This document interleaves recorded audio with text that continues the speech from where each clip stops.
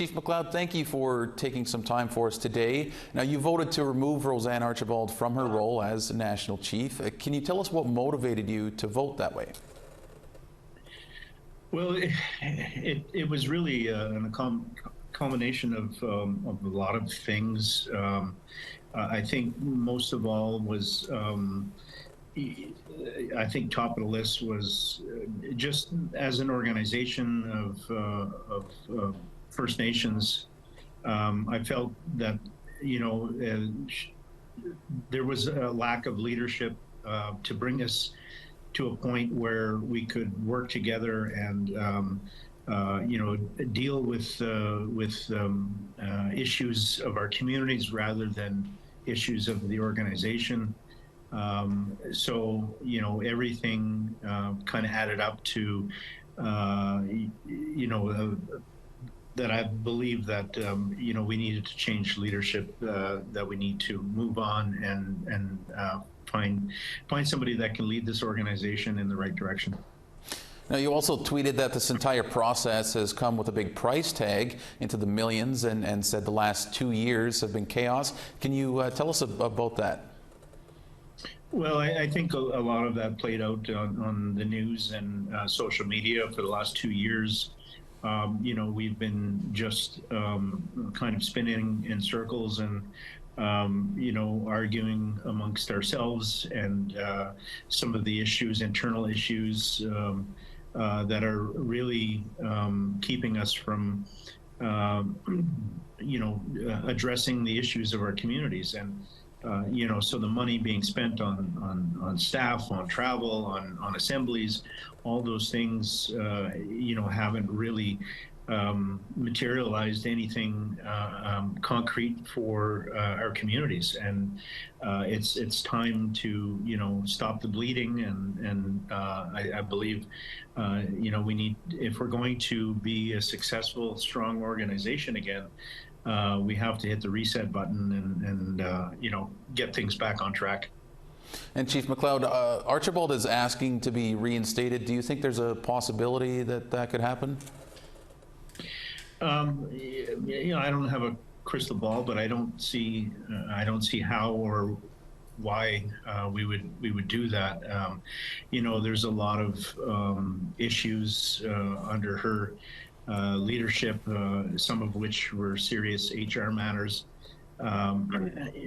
against some of her own staff that can't be really, we can't look the other way on that. But even if we could take away all of that, I think the elephant in the room is she the person to lead this organization moving forward? And I can't see, how she could get the support of all of us and get us unified after 2 years of this. And I just think it's time for her to move on to other things. Well, and looking ahead, do you think next week's AGA in Halifax will again be dominated by this issue? That's a possibility, according to some of her social media posts. But again, it's just it just goes to show, I think, the lack of leadership. Just to bog us down even further and just prolong, this dysfunctional state that the AFN is in. I think any good leader also knows when to step aside, and so I would hope that she sees that this is what the Chiefs have asked for. This is a Chiefs organization. Until that changes the way it's structured, that's it's driven by the resolution of the Chiefs. And the Chiefs spoke last week. So I think we need to carry on and do business rather than just the infighting that's currently happening. And Chief McLeod, last one for you here. What do you see as the best way for the AFN to move forward and be effective? Well, I think the resolutions are still in place for a lot of the questions that have been asked over the 2 years. And I think those have to continue to work through the process, such things as the audit and restructuring.